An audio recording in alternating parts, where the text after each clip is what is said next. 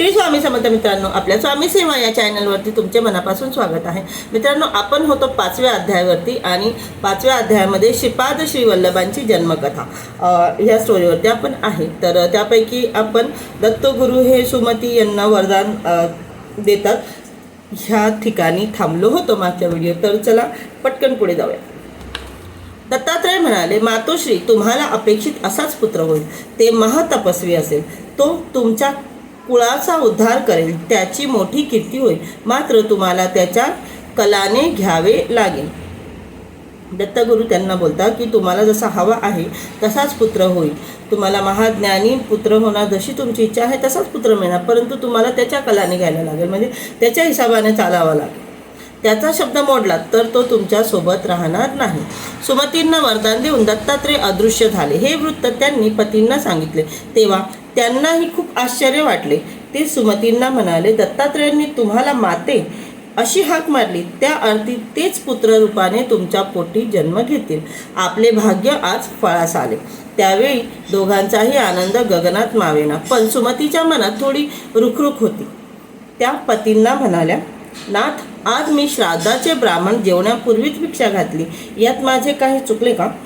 अपाळ राज म्हणाले, अहो, तुम्ही योग्य तेच केलेत। आज साक्षात दत्त प्रभूंनी आपल्या घरी भिक्षा मागितली, त्यांनी तुम्हाला दर्शन दिले, वरदान दिले, त्यामुळे आज आपले सर्व पितृगण कृतार्थ झाले आहेत। आता ते स्वर्गलोकी जातील।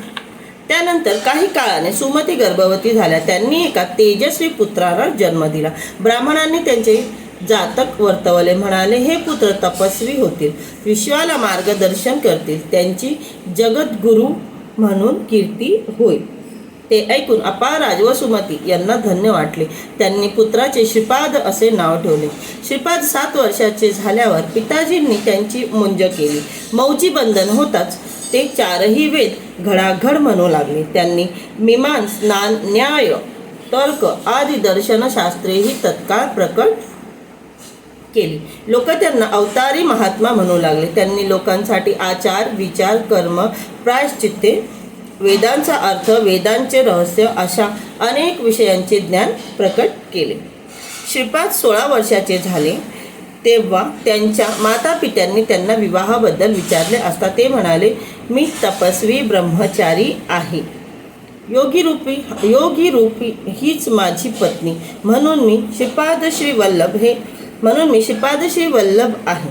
लवकरच मी उत्तरेकडे जाणार आहे। ते ऐकून अपाळराज व सुमतींना वाईट वाटले, पण दत्तात्रयांचे वचन आठवून त्यांनी विरोध केला नाही। ते दोघे म्हणाले, बा, तुम्ही आमची म्हातारपणीची काठी आहात, तुम्ही निघून गेलात तर आम्ही कोणाकडे आशेने बघायचे? तुम्ही आमचे दैन्य दूर कराल अशी आमची अपेक्षा होती, आता आम्ही काय करायचे? तेव्हा श्रीपादांनी त्यांचे सांत्वन केले व म्हणाले, आई, बाबा, एवढेच ना, मी आत्ताच तुमचे दुःख घालवतो। मग त्यांनी आपल्या दोन्ही भावांवर अमृतमय कृपादृष्टी टाकली। तर काय आश्चर्य, ते दोघे अव्यंग सुंदर व सुदृढ झाले। त्यांनी कृतज्ञतेने श्रीपादांचे पाय धरले। तेव्हा ते म्हणाले, तुम्ही माता पिताची सेवा केली तर इहलोकी पुत्र पौत्रादिकांचे सौख्य भोगून शेवटी मुक्त व्हाल। ते सर्व पाहून अपाळराज व सुमतींना आनंदाश्रू अनावर झाले। श्रीपादांनी त्यांनाही आश्वासन दिले, हे तुमचे दोन्ही पुत्र शतायुषी होतील, त्यांच्या घरी लक्ष्मी अखंड नांदेल, त्यांची मोठी कीर्ती होईल, यांचे वंशज वेदशास्त्र संपन्न, सदाचारी व प्रतिष्ठा प्राप्त होतील।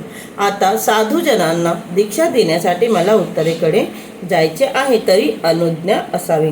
आपल्या मातापितांची आज्ञा घेऊन श्रीपाद श्रीवल्लभ हे आपल्या मार्गाला निघतात। त्यावेळी त्या दोघांच्या डोळ्यात अश्रू तरळत होते। त्यांना वंदन करून श्रीपाद क्षणार्धात अदृश्य झाले।